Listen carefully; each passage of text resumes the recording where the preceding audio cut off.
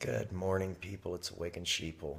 It is November 30th, and the message of the day pretty much just came in. Job 29 and possibly 30, since today is the 30th. But he's been showing me 13s like for about 3 weeks now. And so I started doing like a little bit of a 13 search through the Bible, and nothing really was applicable for me as far as my own situation. And this morning I woke up and it was like I got instantly attacked. I mean, as soon as my mind started to become awake, like I had to get into prayer instantly because I knew something bad was right there. So there's something about that transition period between when you're awake or you're asleep and you're awake that, like, you're vulnerable for a few minutes there, and you don't want that. It can ruin your day, and I think that's what's been ruining my days. Is I wasn't like I would wake up and first thing I think about is coffee normally. I mean, that's just been my life habit, or not even my life habit. I didn't even start drinking coffee till I was about 29, but that was me. Wake up. It's literally usually the first thing I would do was straight to the coffee machine. And there wasn't prayer before that. It was just, I'm an angry person when I wake up every day, and I've been trying to figure it out in every way.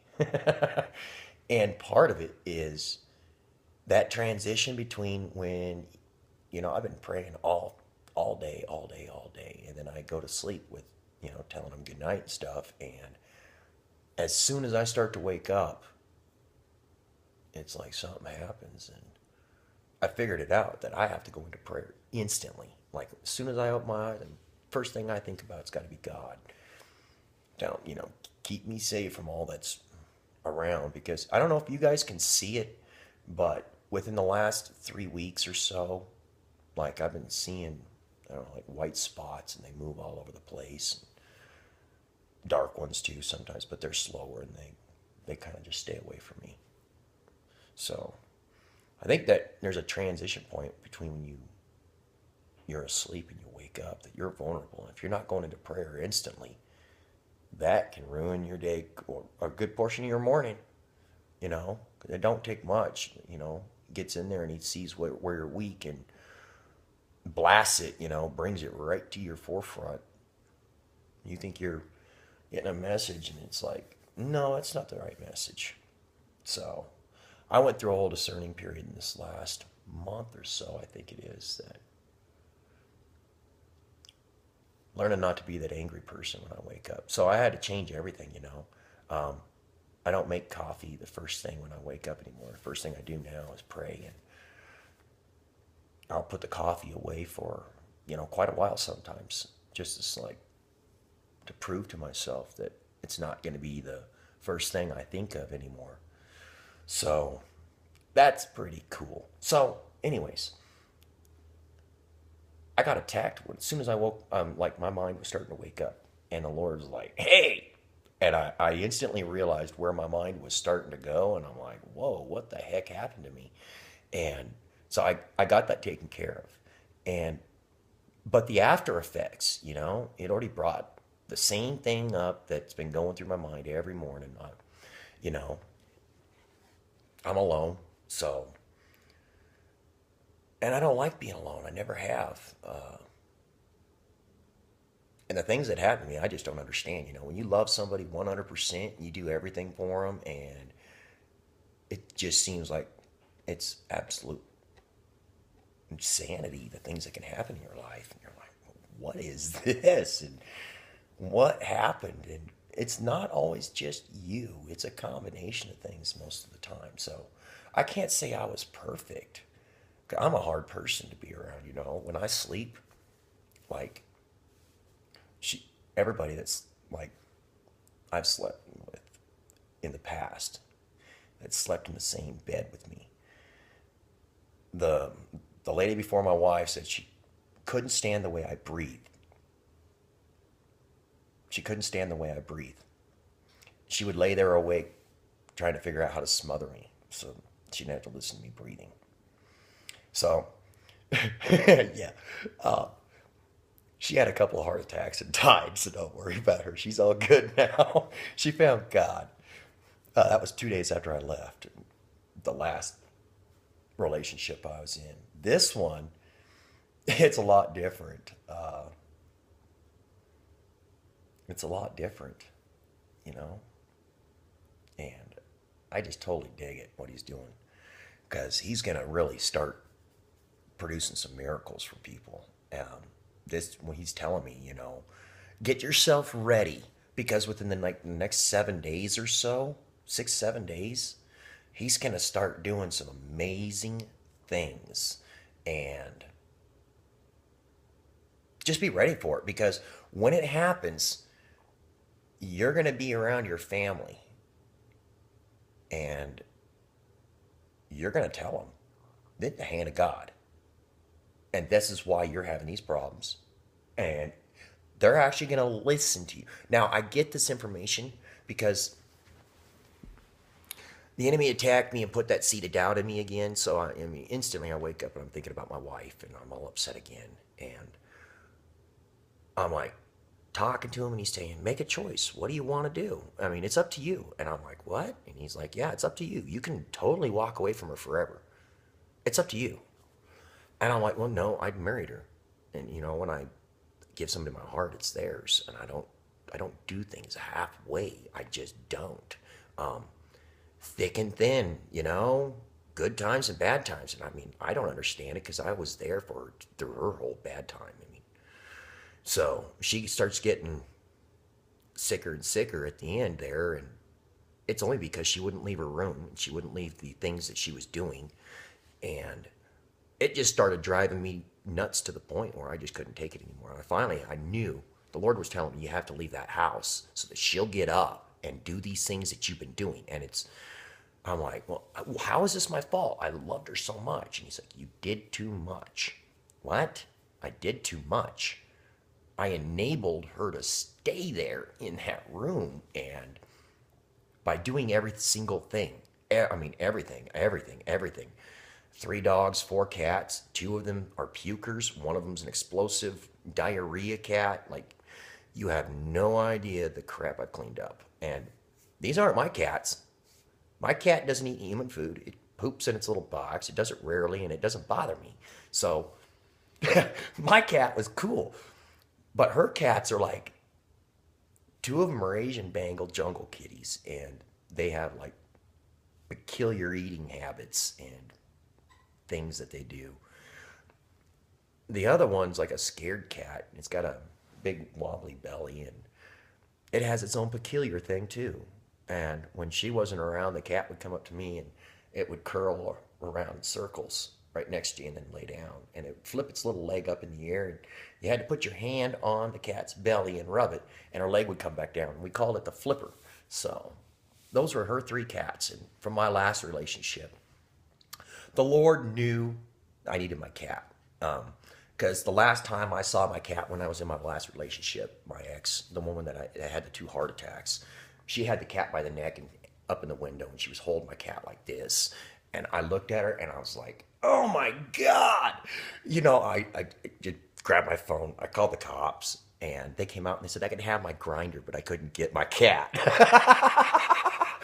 They gave me my tool because I was taking the tools out of the shed and I'm putting them on a table. She's behind me yelling and screaming. And my son's supposed to be packing my stuff. He was screwing around. So while she was yelling and screaming, I'm distracted. She would grab things and run them into the house and lock them in the house and then come back. And so I look back and everything's gone. I thought my son was getting it.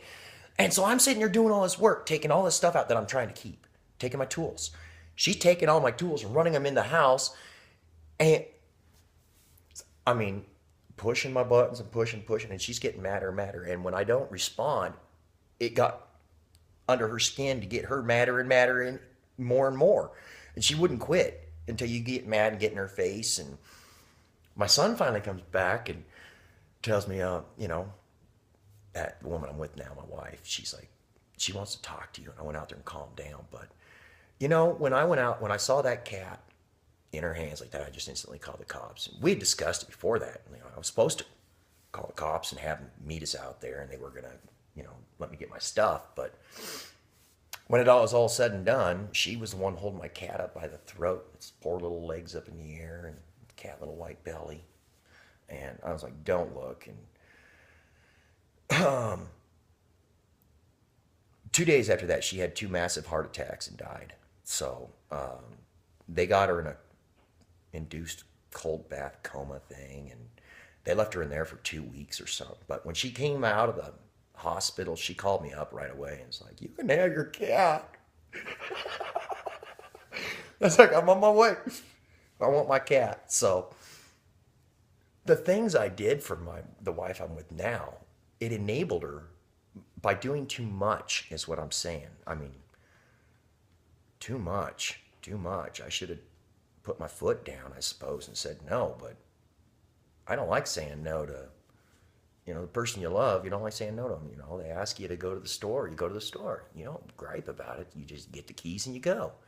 That's how I do it. I mean, 11 o'clock at night, I want a milkshake. I'll go find a place that's open. I mean, I'm ready to go. So, and then most of the time I didn't feel like doing it. I got to tell you the truth. I don't want no milkshake. I was allergic to them, so I couldn't drink them. And here I got to go get ice cream and stuff that for her, and I can't even have it really. I can have a couple bites and then it makes me cough. I had a chocolate milk yesterday. That's why I was coughing yesterday. So anyways, Job 29. When this thing happens,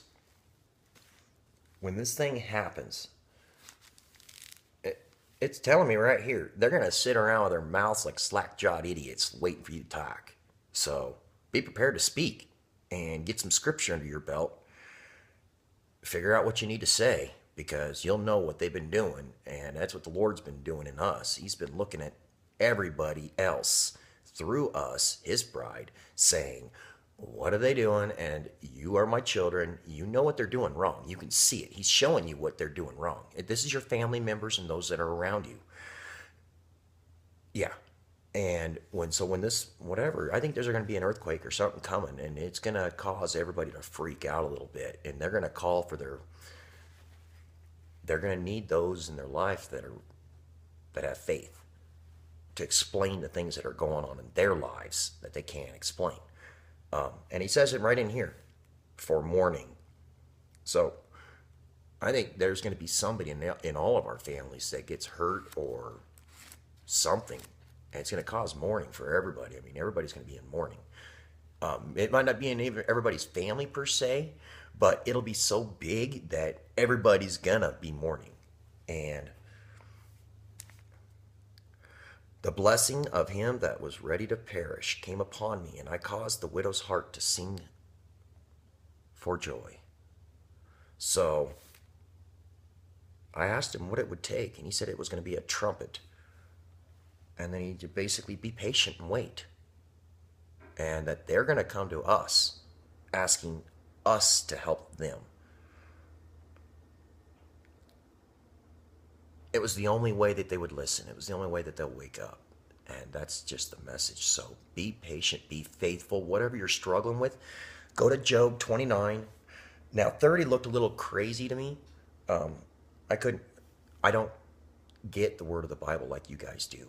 I read it and I'm like, it made no sense. I'll read it again and I'm like, this doesn't apply to me. And I'll read it again and it doesn't apply to me still.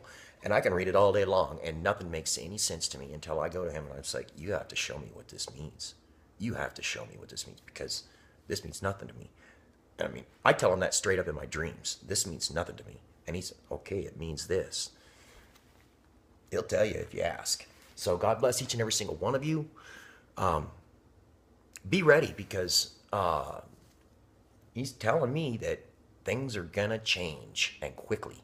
And when it does, it's going to be big. So nobody knows the day or the hour and what this change is. So just ride with it. God bless you.